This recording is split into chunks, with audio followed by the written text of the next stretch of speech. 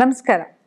ಇವತ್ತು ನಾನು ಯಾವ ಟಾಪಿಕ್ ಬಗ್ಗೆ ಮಾತಾಡ್ತಾ ಇದ್ದೀನಪ್ಪ ಅಂತ ಹೇಳಿದ್ರೆ, ಕೆಲವು ಸತಿ ನಾವು ಎಲ್ಲರೊಟ್ಟಿಗೆ ಇರ್ತೀವಿ, ಎಲ್ಲನೂ ಸರಿಗಿದೆ ಅಂತ ಅನ್ಸಿರುತ್ತೆ. ಆದ್ರೂ ನಮಗೆ ಏನೂ ಗೊತ್ತಿರಲ್ಲ, ಯಾವುದೋ ಒಂದು ಉದ್ದೇಶಕ್ಕೆ ಬೇಜಾರಾಗ್ತಾ ಇರುತ್ತೆ, ಸದಾ ಒಂಟಿತನ ಕಾಡ್ತಾ ಇರುತ್ತೆ, ಮದುವೆ ಆಗಿದ್ರೂ ಸಹ ಒಂಟಿತನ ಕಾಡ್ತಾ ಇರುತ್ತೆ.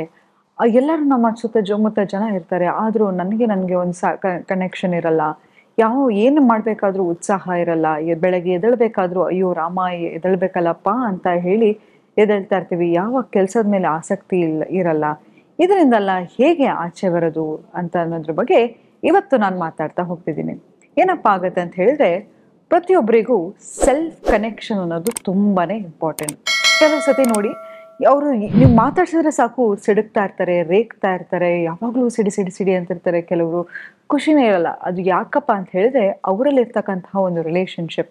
ನಾನು ಯಾವಾಗಲೂ ಹೇಳ್ತಿರ್ತೀನಿ, ಪ್ರತಿ ಒಂದು ಸಂಬಂಧ ಕೂಡ ಮಿರರ್ ರಿಲೇಶನ್ಶಿಪ್. ನಮ್ಮೊಟ್ಟಿಗೆ ನಮಗೆ ಹೇಗೆ ಒಂದು ಸಂಬಂಧ ಇರುತ್ತೋ ನಾವು ಅದನ್ನು ವ್ಯಕ್ತಪಡಿಸ್ತಾ ಇರ್ತೀವಿ. ನಾವು ಮನಸ್ಸಲ್ಲಿ ಖುಷಿಯಾಗಿದ್ರೆ ಆಚೆ ಕೂಡ ಖುಷಿಯಾಗಿರ್ತೀವಿ. ನಾವು ಯಾವಾಗ ನಮ್ಮ ಒಟ್ಟಿಗೆ ನಮ್ಮ ಒಡನಾಟ ಹೇಗಿರುತ್ತೋ ಆಚೆ ಜನಗಳ ಒಟ್ಟಿಗೂ ಕೂಡ ನಮ್ಮ ಒಡನಾಟ ಹಾಗೆ ಇರುತ್ತೆ. ಆದರೆ ಯಾಕೆ ಈ ಒಂಟಿತನ ಕಾಡ್ತಾ ಇದೆಯಪ್ಪ ಅಂತ ಹೇಳಿದ್ರೆ, ನಮ್ಮನ್ನ ನಾವು ಸರಿಯಾಗಿ ಅರ್ಥ ಮಾಡ್ಕೊಳ್ದೇ ಇದ್ದಾಗ, ನಮ್ಮಲ್ಲಿರ್ತಕ್ಕಂಥ ಒಂದು ಕನೆಕ್ಷನ್ ಯಾವಾಗ ನಾವು ಸೆಂಟರ್ಡ್ ಆಗಿರಲ್ಲ, ಆಗ ನಮ್ಗೆ ಈ ಥರದ್ದೆಲ್ಲ ಥರದ ಎಮೋಷನ್ಸ್ ಬರ್ತಾ ಹೋಗುತ್ತೆ. ಸ್ಪೆಕ್ಟ್ರಮ್ ಆಫ್ ಫೀಲಿಂಗ್ಸ್ ಇರುತ್ತೆ. ಒಂದ್ಸತಿ ಬೆಳಗ್ಗೆ ಎದ್ರೆ ಖುಷಿ ಆಗುತ್ತೆ, ಇನ್ನೊಂದ್ಸತಿ ಮತ್ತೆ ಒಂದ್ ಸ್ವಲ್ಪ ಹೊತ್ತಲ್ಲಿ ದುಃಖ ಆಗ್ತಾ ಇರುತ್ತೆ. ಕಾನ್ಸ್ಟೆಂಟ್ ಆಗಿ ಮೂಡ್ ಸ್ವಿಂಗ್ಸ್ ಆಗ್ತಾ ಇರೋದು, ಫ್ಲಕ್ಚುಯೇಷನ್ ಆಗ್ತಾ ಇದ್ರೆ ಖಂಡಿತವಾಗ್ಲೂ ಒಂದ್ಸತಿ ನಾವು ಯಾರ ಹತ್ರನಾದ್ರು ಮಾತಾಡೋದಾಗಿರ್ಬೋದು. ಯಾಕಂತ ಹೇಳಿದ್ರೆ ನಾವೇನ್ ಮಾಡ್ತೀವಿ, ಕೆಲವು ಸತಿ ನಮ್ಗೆ ಬೇಜಾರಾದಾಗ, ನೋವಾದಾಗ ನಾವ್ ಯಾರ ಹತ್ರನೂ ವ್ಯಕ್ತಪಡಿಸ್ಕೊಳಕ್ ಹೋಗಲ್ಲ.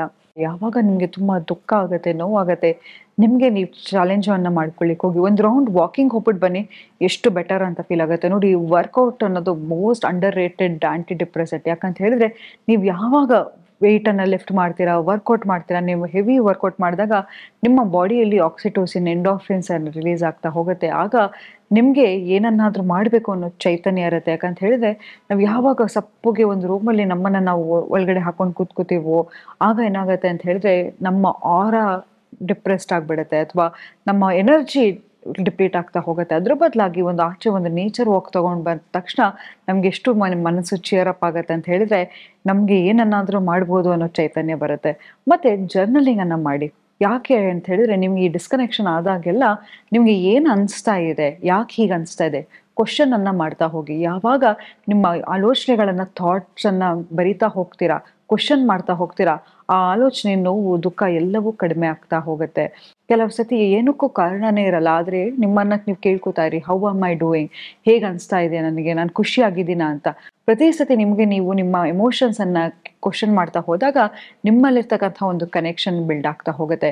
ಮತ್ತೆ ವಾರಕ್ಕೊಮ್ಮೆ ಆದ್ರೂ ಸರಿ ನಿಮ್ಮ ಫ್ರೆಂಡ್ಸ್ ಒಟ್ಟಿಗೆ ಹೋಗೋದಾಗಿರ್ಬೋದು, ಅಥವಾ ರಿಲೇಟಿವ್ಸ್ ಹತ್ರ ಹೋಗೋದಾಗಿರ್ಬೋದು, ನಿಮ್ಮ ಕಸಿನ್ಸ್ ಅನ್ನ ಮೀಟ್ ಮಾಡೋದಾಗಿರ್ಬೋದು, ಅಥವಾ ಗಂಡ ಹೆಂಡತಿ ಆಗಿದ್ರು ಆಚೆ ಹೋಗೋದನ್ನ ಅಭ್ಯಾಸ ಮಾಡ್ಕೋತಾ ಹೋದ್ರೆ ನಿಮ್ಮಲ್ಲಿರ್ತಕ್ಕಂಥ ಒಂದು ಬಾಂಧವ್ಯತೆನೂ ಕೂಡ ಇಂಪ್ರೂವ್ ಆಗ್ತಾ ಹೋಗುತ್ತೆ. ಮತ್ತೆ ನಿಮಗೋಸ್ಕರ ನೀವೇನಾದ್ರೂ ಮಾಡ್ಕೊಳ್ಳೋದನ್ನ ಕಲೀರಿ. ಯಾವಾಗ್ಲೂ ಅಷ್ಟೇ ನಾವು ಹೇಳ್ತೀವಿ, ಪರೋಪಕಾರಂ ಇದಂ ಶರೀರಂ ಅಂತ. ಆದ್ರೆ ನಾವು ಯಾವಾಗ ನಮಗೋಸ್ಕರ ನಾವು ಬದುಕೋದನ್ನ ಕಲಿತೀವಿ, ಯಾಕಂತ ಹೇಳಿದ್ರೆ ನಮಗೆ ಒಂದು ಮೋಟಿವೇಶನ್ ಬೇಕಾಗುತ್ತೆ.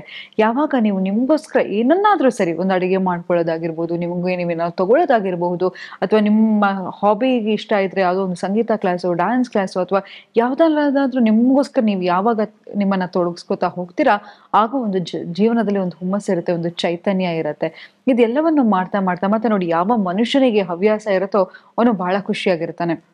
ಹಾಗಾಗಿ ದುಃಖ ಆದಾಗ, ನೋವಾದಾಗ ನಿಮ್ಮನ್ನ ನೀವು ಪ್ರಶ್ನೆ ಮಾಡ್ಕೋತಾ ಹೋಗಿ. ಅದು ಕಂಟಿನ್ಯೂಸ್ ಆಗಿ ನಿಮ್ಗೆ ತುಂಬಾನೇ ಡಿಪ್ಲೀಟ್ ಆಗ್ತಾ ಇದೆ, ನನ್ನ ಎನರ್ಜಿ ಡಿಪ್ಲೀಟ್ ಆಗ್ತಿದೆ, ನಂಗೆ ಯಾವ್ದ್ರಲ್ಲೂ ಆಸಕ್ತಿ ಇಲ್ಲ ಅಂತ ಹೇಳಿದ್ರೆ, ಯಾವ್ದಾದ್ರು ಆಪ್ತ ಸಮಾಲೋಚಕರು ಅಥವಾ ಕೌನ್ಸಿಲಿಂಗ್ ಅನ್ನ ತಗೊಳ್ಳೋದ್ರ ಮೂಲಕ ಕೂಡ ಇದರಿಂದ ಆಚೆ ಬರ್ಬೋದು. ನೋಡಿ, ಎಷ್ಟೇ ನಾವು ನಮ್ಮ ಹತ್ರ ಹಣ ಇರಲಿ, ಎಷ್ಟೇ ನಾವು ಒಡವೆ ಹಾಕ್ಲಿ, ಎಷ್ಟೇ ಚೆನ್ನಾಗಿರೋ ಬಟ್ಟೆ ಹಾಕ್ಲಿ, ಇಲ್ಲಿ ಚೆನ್ನಾಗಿಲ್ಲ ಅಂತ ಹೇಳಿದ್ರೆ, ನಮ್ಮ ಮನಸ್ಸು, ನಮ್ಮ ಒಟ್ಟಿಗಿರ್ತಕ್ಕಂಥ ನಮಗೆ ಕನೆಕ್ಷನ್ ಚೆನ್ನಾಗಿಲ್ಲ ಅಂತ ಹೇಳಿದ್ರೆ, ನಾವು ಏನನ್ನು ಮಾಡಿದ್ರು, ಏನನ್ನು ಹಾಕಿದ್ರು, ಎಲ್ಲಿ ಹೋದ್ರೂ ಕೂಡ ನಾವು ಖುಷಿಯಾಗಿರಲ್ಲ. ಯಾಕಂತ ಹೇಳಿದ್ರೆ, ಇಲ್ಲಿ ಇರೋ ಕನೆಕ್ಷನ್ ಇದು ನಿಮ್ಮ ಮೊದಲನೇ ಮನೆ. ಸೊ ಅದನ್ನ ಚೆನ್ನಾಗಿ ಇಟ್ಕೊಳ್ಳಿ. ನಿಮ್ಮ ಮನಸ್ಸು ಚೆನ್ನಾಗಿದ್ರೆ ನೀವು ಎಲ್ಲ ಕಡೆನೂ ಚೆನ್ನಾಗಿರ್ತೀರಾ. ಇಂಥ ಅಧಿಕಾರದಲ್ಲಿ ಇದ್ರೂ ಕೂಡ ಯಾವಾಗ ನಿಮ್ಮ ಒಟ್ಟಿಗೆ ನಿಮ್ಮ ಕನೆಕ್ಷನ್ ಚೆನ್ನಾಗಿರಲ್ವೋ ಯಾವುದನ್ನು ನಾವು ಎಂಜಾಯ್ ಮಾಡೋಕ್ಕಾಗಲ್ಲ. ಹಾಗಾಗಿ ನಿಮ್ಮೊಟ್ಟಿಗೆ ಒಂದು ಒಳ್ಳೆ ಕನೆಕ್ಷನ್ ಅನ್ನ ಇಟ್ಕೊಳ್ಳಿ ಅಂತ ಹೇಳ್ತಾ ಇವತ್ತಿನ ಸಂಚಿಕೆನ ಮುಕ್ತಾಯಗೊಳಿಸಿದ್ದೀನಿ. ಧನ್ಯವಾದಗಳು.